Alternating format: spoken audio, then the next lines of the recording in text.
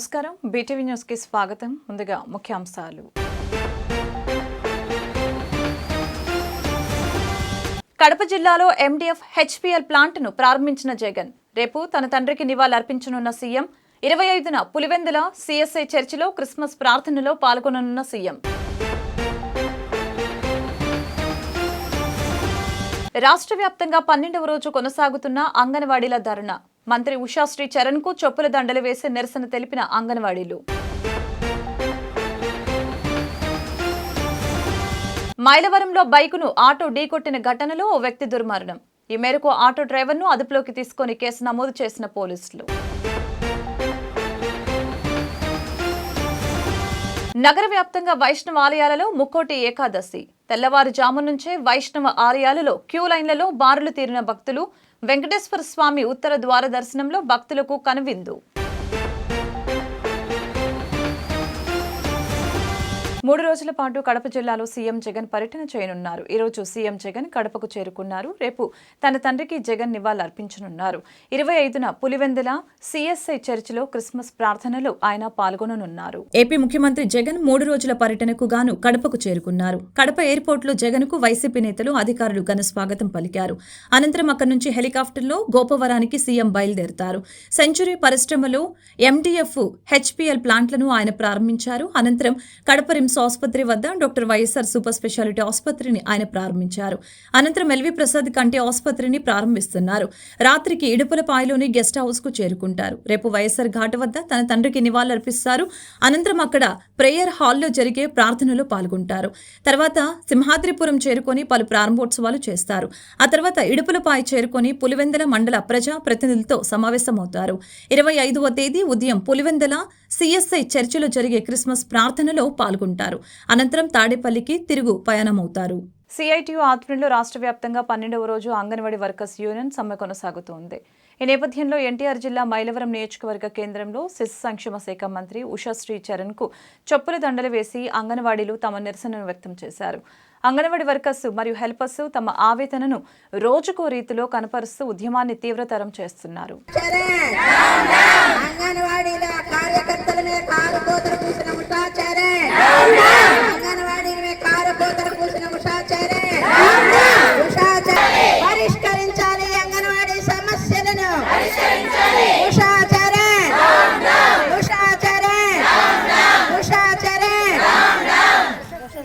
ఎన్టీఆర్ జిల్లా మైలవరంలో బైకుని ఢీకొట్టిన ఆటో ఘటనలో ఓ వ్యక్తి దుర్మరణం పాలయ్యాడు. ఈ మేరకు పోలీసులు కేసు నమోదు చేసుకుని ఆటో డ్రైవర్ని అదుపులోకి తీసుకుని ఆటోని పోలీస్ స్టేషన్ కి తరలించారు. స్థానిక లక్కిరెడ్డి హానిమిరెడ్డి ప్రభుత్వ పాఠశాల వద్ద జరిగిన రోడ్డు ప్రమాదంలో కోయ సీతారామయ్య 60 సంవత్సరాలు అనే వ్యక్తి దుర్మరణ పాలయ్యాడు. పోలీసులు తెలిపిన వివరాల ప్రకారం తన అల్లుడితో కలిసి ద్విచక్ర వాహనంపై తిరువూరు రోడ్డు వైపుగా వెళ్తున్న సీతారామయ్యని వెనక నుండి వచ్చిన ట్రక్ ఆటో బలంగా ఢీకొట్టింది. ఈ ఘటనలో సీతారామయ్య తీవ్రంగా గాయపడ్డాడు. సమీపంలో ఉన్న ప్రభుత్వ ఆసుపత్రికి అతన్ని చికిత్స నిమిత్తం తరలించగా అప్పటికే మృతి చెందినట్లు వైద్యులు తెలిపారు. పోలీసులు కేసు నమోదు చేసుకుని ఆటో డ్రైవర్ అదుపులోకి తీసుకుని ఆటోని పోలీస్ స్టేషన్ కి తరలించారు. తెల్లవారుజాము నుంచే భక్తులు తండోపతండాలుగా వైకుంఠ ఉత్తర ద్వార దర్శనానికి చేరుకున్నారు. దర్శనం నిమిత్తం వచ్చే భక్తులకు ఎటువంటి ఇబ్బందులు తలెత్తకుండా ఆలయ సిబ్బంది ప్రత్యేక ఏర్పాట్లు చేసి తీర్థ ప్రసాదాలను అందజేశారు. విజయవాడ చిట్టినగర్లో వెంచేసి ఉన్న శ్రీ గరుడాచల పద్మావతి మహాలక్ష్మీదేవి సమేత వెంకటేశ్వర స్వామి వారి సన్నిధానంలో వైకుంఠ ఏకాదశి పర్వదిన వేడుకలు అంగరంగ వైభవంగా జరుగుతున్నాయి. ముక్కోటి ఏకాదశి నాడు ఉత్తర ద్వారం గుండా శ్రీ మహావిష్ణుమూర్తిని దర్శించుకున్న భక్త జనానికి వైకుంఠ ప్రాప్తి కలుగుతుందని పురాణాలు విశేషంగా పేర్కొంటున్న సంగతి తెలిసిందే. ఈ నేపథ్యంలో ఆ దేవదేవుని దర్శన భాగ్యం కోసం వేకువ జాము నుంచే భక్తులు శ్రీనివాస సన్నిధానానికి చేరుకున్నారు. అశేషంగా తరలివచ్చిన భక్తజనం కోసం దేవస్థానం పాలక మండల ప్రత్యేక ఏర్పాట్లు చేసింది. భక్తజనానికి ఉత్తర ద్వారం గుండా ముక్కోటి ఏకాదశి పర్వదినాన మహావిష్ణుమూర్తి దర్శన భాగ్యాన్ని కలగచేసింది. ఈ సందర్భంగా దేవస్థాన పాలక మండలి అధ్యక్షులు అప్పారావు మాట్లాడుతూ ముక్కోటి ఏకాదశి పర్వదినాన వేకువ జామున 4 గంటల నుంచి స్వామివారి దర్శన భాగ్యాన్ని కలగజేస్తున్నట్లు తెలియజేశారు. స్వామివారి దర్శన అనంతరం తీర్థ ప్రసాదాలు అందజేస్తున్నట్లు తెలిపారు. సాయంత్రం కన్నుల పండగగా నగరోత్సవ కార్యక్రమం చేపట్టినట్లు తెలియజేశారు. కళ్యాణాద్భుతగాత్రాయ కామితార్థప్రదాయినే శ్రీసాయ జగదీశాయ వెంకటేశాయ మంగళం. ఓం నమో వెంకటేశాయ. భగవద్బంధువులందరికీ, ఈ ఛానల్ చూస్తున్నటువంటి వీక్షకులందరికీ కూడా ముక్కోటి ఏకాదశి శుభాకాంక్షలు. ఈ ముక్కోటి ప్రాశస్త్యం ఏమిటి అంటే పూర్వం మధుకైటబులు అనేటువంటి ఇద్దరు రాక్షసులు ఉండేవారు. ఆ ఇద్దరు రాక్షసులు కూడా స్వామితో శ్రీ మహావిష్ణువుతో ఘోరమైనటువంటి యుద్ధాన్ని చేసి మోక్షాన్ని పొందాలనేటువంటి తలంపుతో వారు ఉత్తర ద్వారం దగ్గర ఘోరమైనటువంటి యుద్ధాన్ని చేశారు. అదే సమయంలో వారికి మోక్షాన్ని కలగజేయాలని స్వామివారు అప్పుడే నిద్రలేచి ఉత్తర ద్వారం వైపు ఉన్నటువంటి ద్వారాన్ని తీసి వాళ్ళని సంహరించి వారికి మోక్షం అనేటువంటి దాన్ని ఇచ్చారట. అందుకని పురాణాల ప్రకారం ఈ రోజున ముక్కోటి దేవతలందరూ కూడా ఉత్తర ద్వారం ద్వారా స్వామివారిని దర్శించడం చేత వాళ్ళకి ఇహలోకంలో అన్ని సుఖాలు అనుభవించి పరలోకంలో సాలోక్య సామీప్య సారూప్య సాయుధ్యం అనేటువంటి 4 విధములైనటువంటి మోక్షాలను పొందుతారని శాస్త్ర ప్రమాణం.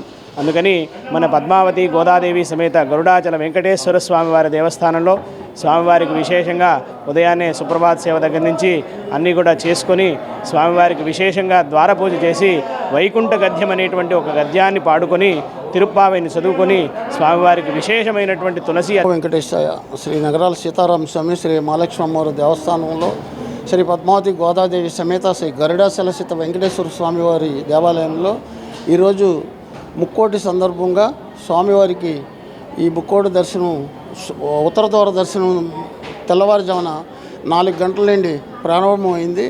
4 గంటల నుండి కూడా శ్రీ విజయవాడ ప్రజలంతా తన భార్య బిడ్డలతో వచ్చి స్వామివారిని ఉత్తర ద్వార దర్శనం చేసుకొని అందరూ చాలా ఆనందంతో ఈ వచ్చే భక్తులందరికీ కూడా మా దేవస్థానం కమిటీ ఎవరికి అలాంటి ఇబ్బందులు లేకుండా అన్ని సౌకర్యాలతో సక్రమంగా వెళ్ళి దర్శనం చేపించి తీర్థప్రసాదాలు ఇచ్చి అందరూ బాగుండాలని, అందరూ విజయవాడ మొత్తం మన దేవస్థానంలో దర్శనం చేసుకోవాలని, అందరికీ ఆ స్వామివారి కాపాడాలని మా దేవస్థానం తరపున ఈ భక్తులందరికీ పేరు పేరున ధన్యవాదాలు తెలుపుతూ సెలవు తీసుకున్నా. నా పేరు అప్పారావు, దేవస్థానం ప్రెసిడెంట్. కనీస వేతనం 26,000 రూపాయలు చెల్లించడంతో పాటు గ్రాట్యుటీని అమలు చేయాలన్న ప్రధాన డిమాండ్లతో రాష్ట్ర వ్యాప్తంగా అంగన్వాడీలు చేపట్టిన నిరవధిక సమ్మె 12వ రోజుకు చేరుకుంది. విజయవాడలో నిర్వహించిన నిరసన దీక్షలో అంగన్వాడీలు భారీ ఎత్తున పాల్గొన్నారు. ఇచ్చిన హామీలు నెరవేర్చకుండా జగన్ తమను మోసం చేశారని విమర్శించారు. పరిష్కరించే వరకు సమ్మెను విరమించేది లేదని అంగన్వాడీ సంఘాల నేతలు హెచ్చరించారు. ప్రతిపక్ష నేతగా జగన్ ఇచ్చిన హామీలను అమలు చేయడంతో పాటు దీర్ఘకాలంగా పెండింగ్ లో ఉన్న తమ సమస్యల్ని పరిష్కరించాలని కోరుతూ రాష్ట్ర వ్యాప్తంగా అంగన్వాడీలు చేపట్టిన నిరవధిక సమ్మె రోజు రోజుకి ఉధృతమై 12వ రోజుకి చేరింది. సమ్మెలో భాగంగా ధర్నా చౌక్ లో అంగన్వాడీలు నిరసన వ్యక్తం చేశారు. ఈ దీక్షా కార్యక్రమంలో వివిధ ప్రాంతాల నుంచి అంగన్వాడీలు భారీ సంఖ్యలో తరలివచ్చారు. తమ డిమాండ్లు పరిష్కరించాలంటూ ప్లకార్డులు ప్రదర్శించి ప్రభుత్వానికి వ్యతిరేకంగా నినాదాలు చేశారు. చాలని జీతాలతో కుటుంబాలను పోషించుకోవటం ఇబ్బందికరంగా మారిందని వాపోయారు. ఇచ్చిన హామీలను అమలు చేయకుండా జగన్ 4.5 ఏళ్లుగా అంగన్వాడీల్ని మోసం చేశారని దుయ్యపట్టారు.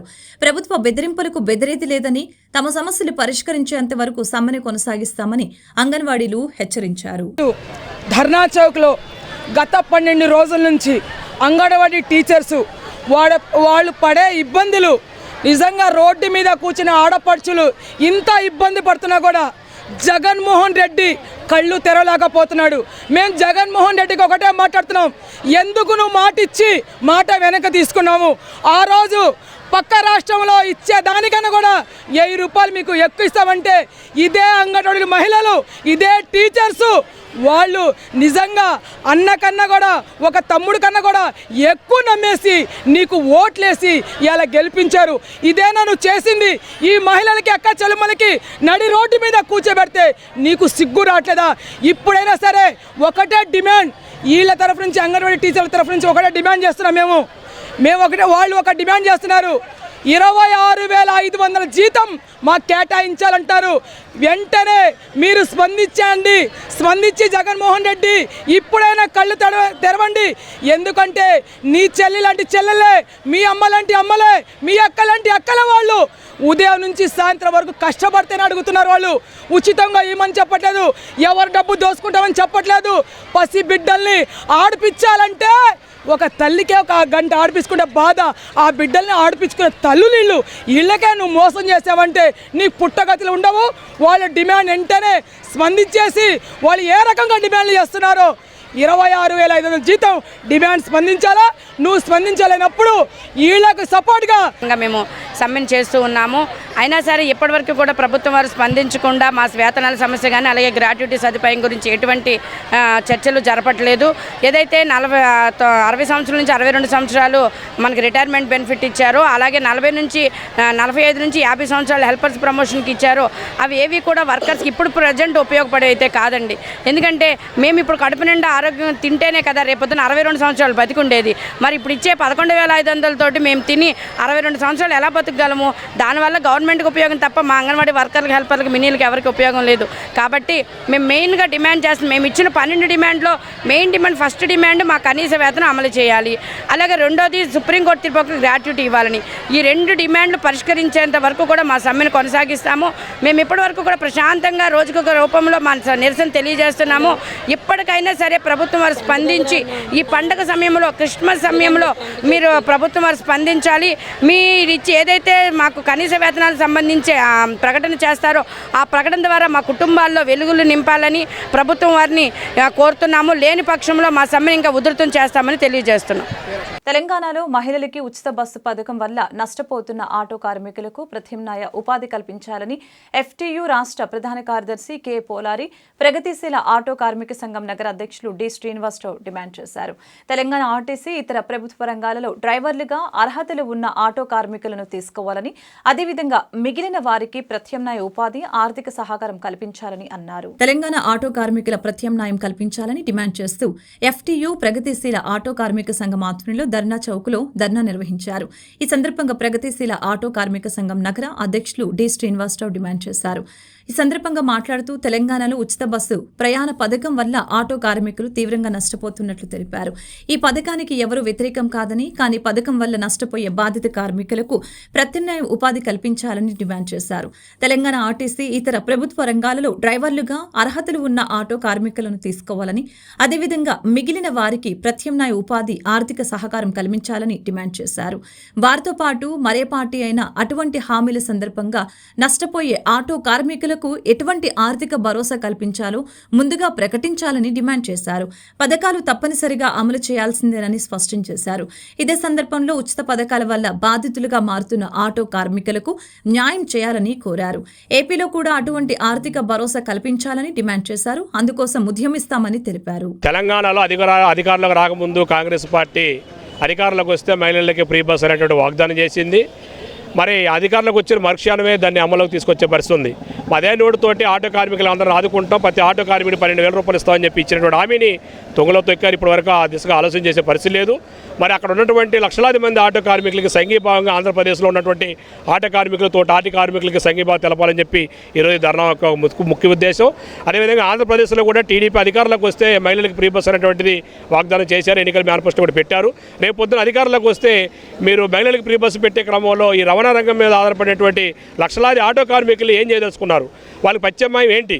ఇప్పటికే రవాణా రంగం కుదేలయ్యే పరిస్థితి, కరోనా వచ్చిన కానీ కుదేలైపోయే పరిస్థితి ఉంది. వాళ్ళు సకాలంగా కిస్తులు కట్టే పరిస్థితి లేదు.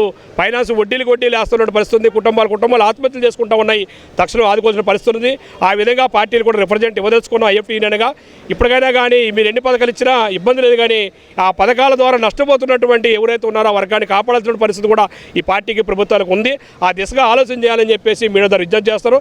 లేని పరిస్థితుల్లో మొత్తం కార్మిక వర్గాన్ని, కార్మిక సంఘాన్ని కూడా కట్టి భవిష్యత్తులో ఉద్యమం చేపడతామని చెప్పేసి మీడియా ద్వారా ప్రభుత్వాన్ని, పార్టీలు హెచ్చరించుకున్నాం. ప్రపంచం కదలిక క్రీస్తు పుట్టుకతోనే మొదలైందని, అందుకే పుస్తకాల్లో క్రీస్తు పూర్వం, క్రీస్తు శకం ఉందని తూర్పు నియోజకవర్గం శాసనసభ్యులు గద్దె రామ్మోహన్ అన్నారు. క్రీస్తు పుట్టుక ప్రపంచాన్ని ప్రభావితం చేసిందని పేర్కొన్నారు.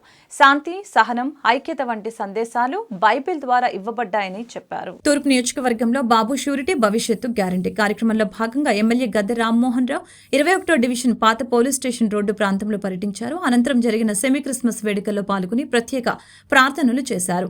అనంతరం క్రైస్తవులకు నిత్యావసర సరుకులు పంపిణీ చేసి దైవజనుల్ని సన్మానించారు. ఈ సందర్భంగా గద్దె మాట్లాడుతూ ప్రపంచవ్యాప్తంగా క్రిస్మస్ వేడుకలు ఘనంగా జరుగుతాయని చెప్పారు. ప్రపంచం కదలిక క్రీస్తు పుట్టుకతోనే మొదలైందని, అందుకే పుస్తకాల్లో క్రీస్తు పూర్వం, క్రీస్తు శకం ఉందని చెప్పారు. క్రీస్తు పుట్టుక ప్రపంచాన్ని ప్రభావితం చేస్తుందని పేర్కొన్నారు. శాంతి, సహనం, ఐక్యత వంటి సందేశాలు బైబిల్ ద్వారా ఇవ్వబడ్డాయని చెప్పారు. చంద్రబాబు పాలనలో క్రిస్మస్ పండుగ సమయంలో క్రిస్మస్ కానుకలు కానుకలు ఇచ్చేవారని, ప్రస్తుత వైసీపీ ప్రభుత్వంలో అలాంటి కానుకలు లేవని విమర్శించారు. నా ఎస్సీలు ఎస్టీలు అని చెప్పుకునే జగన్ పేదలను ఇబ్బందులకు గురి చేస్తున్నారని చెప్పారు. రాష్ట్రంలో ఉపాధి అవకాశాలు లేక అనేక మంది వలసలు వెళ్లిపోతున్నారని చెప్పారు. క్రిస్మస్ కానుకలు రద్దు చేసిన ముఖ్యమంత్రి జగన్ అని విమర్శించారు. శుభాకాంక్షలు తెలియజేస్తూ యావత్ ప్రపంచానికి, ఎందుకంటే ఈ ప్రపంచంలో ప్రతి ఒక్క దేశంలోనూ ఖచ్చితంగా క్రిస్మస్ పండుగ చేసుకునే దేశాల్లో ప్రపంచంలో ఒక్క దేశం కూడా మినహాయింపు లేదు. అన్ని దేశాల్లోనూ క్రిస్మస్ సెలబ్రేట్ చేసుకుంటారు. అంతేకాకుండా ఈ ప్రపంచం యొక్క కథలకే క్రీస్తు పుట్టిన తర్వాతే మొదలైంది. అందుకే మనం ఇప్పుడు కూడా పుస్తకాలు చదువుతాం, క్రీస్తు పూర్వం క్రీస్తు శకం అని. అంటే ఒక వ్యక్తి ఒక దేవుడు పుట్టుక ప్రపంచాన్నే ప్రభావితం చేసిందని చెప్పడానికి ఒక్క ఉదాహరణ చాలు. క్రీస్తు పుట్టిన రోజు ముందు జరిగినంతా కూడా క్రీస్తు పూర్వం అంటాం, క్రీస్తు పుట్టిన తర్వాత జరిగేదంతా కూడా క్రీస్తు శకం అంటాం. అంతేకాదు వాళ్ళు జనవరి 1 వచ్చిందంటే క్రీస్తు పుట్టిన తర్వాతే ఈ భూమిలో ఒక క్రమం, ఒక విధానం మొదలైందని చెప్పడానికి అది ఒక ఉదాహరణ. ఆయన డిసెంబర్ 25న పుడితే వారం రోజులకి సంవత్సరం మొదలైంది, జనవరి 1. అందువల్ల ఈ 2 పండుగలు కూడా మనం ప్రతి దేశంలో ప్రపంచం మొత్తం కూడా చేసుకుంటారు. అందువలన ఆ క్రైస్తు పుట్టుక ప్రపంచాన్ని ప్రభావితం చేసింది అని గర్వంగా చెప్పుకోవచ్చు. అంతేకాదు క్రైస్తు చెప్పిందంతా కూడా తోటివాడికి సహాయపడండి, తోటివాడి కష్టాలు తెలుసుకుని మీరు ఎంత సహాయం చేయగలిగితే అంత చేయండి. కేంద్రంలోని బీజేపీ, రాష్ట్రంలోని వైసీపీ ప్రభుత్వాలు విద్యుత్ సంస్కరణల పేరుతో ప్రజలపై అధిక భారాలు మోపుతున్నారని సిపిఎం నాయకులు దోనేపూడి కాశీనాథ్ ఆగ్రహం వ్యక్తం చేశారు. ఏపీలో ఇప్పటికే వివిధ పన్నుల రూపంలో 10,000 కోట్ల రూపాయల భారాన్ని ప్రజలపై మోపటాన్ని తీవ్రంగా ఖండించారు. రానున్న రోజుల్లో ఇరు ప్రభుత్వాలకు ప్రజలే తగిన బుద్ధి చెప్తారని హెచ్చరించారు. తూర్పు నియోజకవర్గంలోని రాణిగారి తోట కృష్ణలంక విద్యుత్ సబ్స్టేషన్ వద్ద దేశవ్యాప్తంగా పెరుగుతున్నటువంటి కరెంటు ఛార్జీలను, అధిక పన్నుల భారాలను ఖండిస్తూ నిరసన కార్యక్రమం నిర్వహించారు. ఈ కార్యక్రమంలో సిపిఎం నాయకులు దోనేపూడి కాశీనాథ్ మాట్లాడారు. దేశవ్యాప్తంగా కేంద్రంలోని బీజేపీ విద్యుత్ సంస్కరణల పేరుతో ప్రజలపై భారాన్ని మోపటాన్ని ఖండించారు. కేంద్రంలోని బీజేపీకి రాష్ట్రంలోని వైసీపీ ప్రభుత్వం పూర్తి సహాయ సహకారాలు అందిస్తుందని ఆరోపించారు. ఆంధ్రప్రదేశ్ రాష్ట్రంలో ఇప్పటికే 10,000 కోట్ల రూపాయల భారాన్ని ప్రజలపై మోపటాన్ని తీవ్రంగా ఖండించారు. అంతేకాకుండా స్మార్ట్ మీటర్ల పెట్టి అధిక పన్నుల్ని విధించే యోచనలో కేంద్ర రాష్ట్ర ప్రభుత్వాలు ఉన్నాయని మండిపడ్డారు. కేంద్రంలోని బీజేపీ స్మార్ట్ మీటర్ల తయారీని ఆదానికి అప్పగించగా రాష్ట్రంలోని వైసీపీ జగన్మోహన్ రెడ్డి బినామీ అయిన Shirdi Sai electrical school smart మీటర్ల తయారీకి అప్పగించినట్లు తెలియజేశారు. రానున్న ఎన్నికల్లో బీజేపీ ప్రభుత్వానికి ఎలాగో పుట్టగతులు ఉండవని, వైసీపీ ప్రభుత్వానికి కేవలం 90 రోజులు మాత్రమే మిగిలి ఉందని దోనేపూడి కాశీనాథ్ అన్నారు. అధికారం చేపట్టినటువంటి బీజేపీ ఇప్పటికీ 5 సార్లు కరెంటు ఛార్జీలు పెంచడానికి రంగం సిద్ధం చేసి రాష్ట్ర ప్రభుత్వాన్ని ఆదేశిస్తూ ఉంది. దొంగని అరిచినట్టుగా ఉంది వాతావరణం చూస్తూ ఉంటే. ఇంత దుర్మార్గపూరితమైనటువంటి రాజకీయాలని మేమెక్కడా చూడలా. పెంచేది మీరే, పెంచమని చెప్పేది మీరే. ఆ ప్రజల మీద భారాలు పడుతుంటే ప్రజలకి తరఫున నిలబడాల్సినటువంటి బాధ్యత నుండి తప్పుకొని దొంగని అరిచినట్టుగా మీ వైపు నుంచి ఉండటం అని అంటే ఇంతకంటే దారుణం ఇంకోటి ఉందా అని చెప్పనేటువంటి అడుగుతున్నాం. అందుకనే 10,000 కోట్ల రూపాయల భారాన్ని ప్రజల మీద మోపినటువంటి జగన్మోహన్ రెడ్డి కానీ, మోపమని చెప్పినటువంటి బీజేపీ కానీ కనీసమైనటువంటి ఇంగితం ఉందా అని అడుగుతున్నాం. నీకు చిత్తశుద్ధి ఉంటే బీజేపీ వాళ్ళకి వెళ్ళి మోడీ దగ్గరికి వెళ్ళి, అయ్యా మోడీ గారు సంస్కరణలు ఎత్తాయి, ఈ సంస్కరణలు ఎత్తకపోతే ఆంధ్రదేశంలో మాకు పుట్టగతులు ఉండవు అని చెప్పారని, మట్టి కొట్టుకుపోతామని చెప్పారని చెప్పాల్సినటువంటి బాధ్యత మీ మీద ఉంటే అది వదిలిపెట్టి దొంగని అరిచినట్టుగా ఈ రకమైనటువంటి వైఖరి తీసుకోవటం సరైందా అని అడుగుతున్నాం. అందుకని ఈ దొంగ రాజకీయాలు వద్దు, తోడు దొంగలాటొద్దు. జగన్మోహన్ రెడ్డి మీరు కలిసే ఈ దొంగాట ఆడుతూ ఉన్నారు. ఈ దొంగాటకి చెల్లు చీటీ పాడే రోజులు ఇంకా 90 రోజులు మాత్రమే. మీ ఇద్దరికీ ఈ ఆంధ్రదేశంలో ప్రతి విద్యార్థి పట్టుదల ఆత్మవిశ్వాసంతో చదివితే ఖచ్చితంగా అత్యున్నత స్థానానికి ఎదుగుతారని నగరపాలక సంస్థ కమిషనర్ స్వప్నిల్ దినకర్ అన్నారు. పాఠశాల స్థాయి విద్యా జీవితంలో ఎంతో కీలకమని, సమయాన్ని సద్వినియోగం చేసుకుంటూ కష్టపడి చదవాలని ఆయన సూచించారు. పడమట NTR circle Nirmala high school golden jubilee వేడుకల్ని ఘనంగా నిర్వహించారు.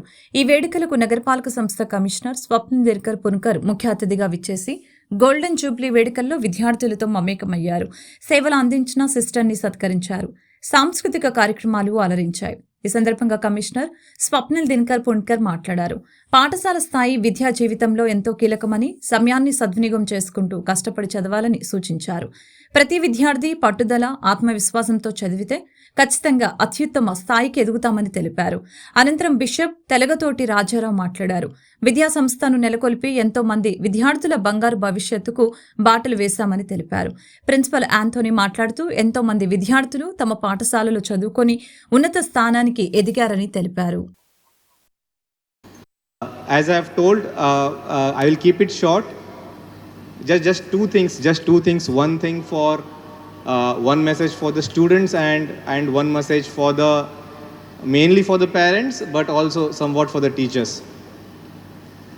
As sir has told, the world is traveling fast. In fact, is much more faster than few years ago. You have to catch up with new technologies, you have to catch up with new things, but then there are few things which you have to take along with you from this institution, that is your school. Nothing else would teach you, nothing else you would take those few things from any other institution. You can always learn 2 + 2 = 4. In case you are not able to learn it here, you can learn it from some other institution. You can learn it later in your life, or you all these days you always have Google, you have internet. రాష్ట్ర వ్యాప్తంగా ముక్కోటి ఏకాదశి పర్వదినం వేడుకలు అత్యంత వైభవంగా జరుగుతూ ఉన్నాయి. రాష్ట్రంలోని ప్రధాన వైష్ణవాలయాలలో భక్తుల రద్దీ కొనసాగింది. విజయవాడ చిట్టినగర్లోని శ్రీనివాస దేవస్థానంలో వైకుంఠ ఏకాదశి పర్వదిన వేడుకలు వైభవపేతంగా నిర్వహిస్తున్నారు. భక్తులకు ఎంతో ప్రీతిపాత్రమైన ముక్కోటి ఏకాదశిని పురస్కరించుకుని మైలవరం వైష్ణవ ఆలయాలలో శ్రీ వెంకటేశ్వర స్వామివారు ఉత్తర ద్వార దర్శనంలో కనువిందు చేశారు. తెల్లవారుజాము నుండే భక్తులు స్వామివారిని ఉత్తర ద్వార దర్శనంలో వీక్షించేందుకు బారులు తీరారు. దర్శనం నిమిత్తం వచ్చే భక్తులకు ఎటువంటి ఇబ్బందులు తలెత్తకుండా ఆలయ సిబ్బంది ప్రత్యేక ఏర్పాట్లు చేసి తీర్థ ప్రసాదాలు అందజేశారు. వైకుంఠ ఉత్తర ద్వార దర్శనం కోసం కొనసాగుతున్న భక్తుల క్యూ లైన్ తెల్లవారుజామున 4 గంటల నుండి దేవాలయం వద్ద భక్తుల రద్దీ కొనసాగింది.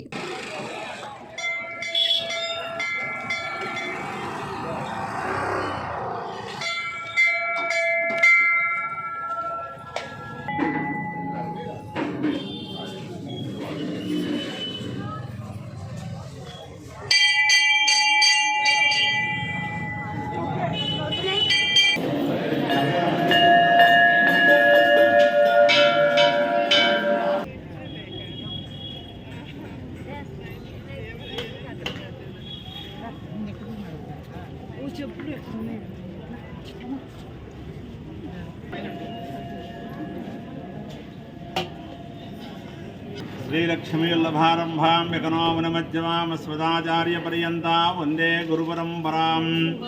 ఓం నమో వెంకటేశాయ. మైలవరం గ్రామంలో వేంచేస్తున్న శ్రీ వెంకటేశ్వర స్వామి వారి దేవాలయంలో ఈరోజు శనివారం రోజున ముక్కోటి ఏకాదశి సందర్భంగా స్వామివారికి తెల్లవారుజామున 5 గంటలకు ఉత్తర ద్వార దర్శనం ప్రారంభించబడింది. అలాగే ఇది వంశపారంపర్య ధర్మకర్తల వారైన సూరానేని వెంకట సుధాకరరావు బహద్దూర్ జమీందారు వారి కుమారులు సూరానేని వెంకటనారాయణ హృత్రావు గారి దంపతులు, అలాగే వారి తమ్ముడు గారైన సూరానేని వెంకట నరసింహరాహుల్ గారి దంపతుల వారితే ఈ యొక్క స్వామివారి యొక్క నిత్య కార్యక్రమాలు జరుపబడుతున్నవి. అలాగే మైలవరం గ్రామంలో వెంకటేశ్వర స్వామి వారికి నిత్యోత్సవ వైభవంగా చక్కగా ధర్మకర్తల వారి ఆధ్వర్యంలో అనేక రకమైన విశేష కార్యక్రమాలు ఎక్కువగా జరుపుతున్నాయి. అలాగే స్వామివారికి ఈ ఉత్తరద్వార ప్రాముఖ్యత ఎక్కువగా ఉంటుంది. గడువు వాహనంపై గ్రామోత్సవం జరపడుతుంది. ఈ ఉత్తరద్వార కూడా ప్రత్యేకంగా ఈ యొక్క మార్గధర్మాసంలో కూడా శుద్ధ ఏకాదశి రోజున వస్తుంది ఈ కార్యక్రమం కూడా. దాన్ని బట్టి విశేషమైన కార్యక్రమాలు చక్కగా ఉంటాయని స్వామివారికి అందరూ కూడా భక్తులందరూ కూడా పాడి పండుగ సుభిక్షంగా ఉండాలని, అలాగే మైలవరం గ్రామం చుట్టూ ప్రజానికం మొత్తం కూడా సుభిక్షంగా ఉండాలని కోరుకుంటూ ఆ యొక్క వెంకటేశ్వర స్వామి యొక్క ఆశీస్సులు అందరికీ ఉండాలి. వార్తలు ముగించే ముందు ముఖ్యాంశాలు మరొకసారి.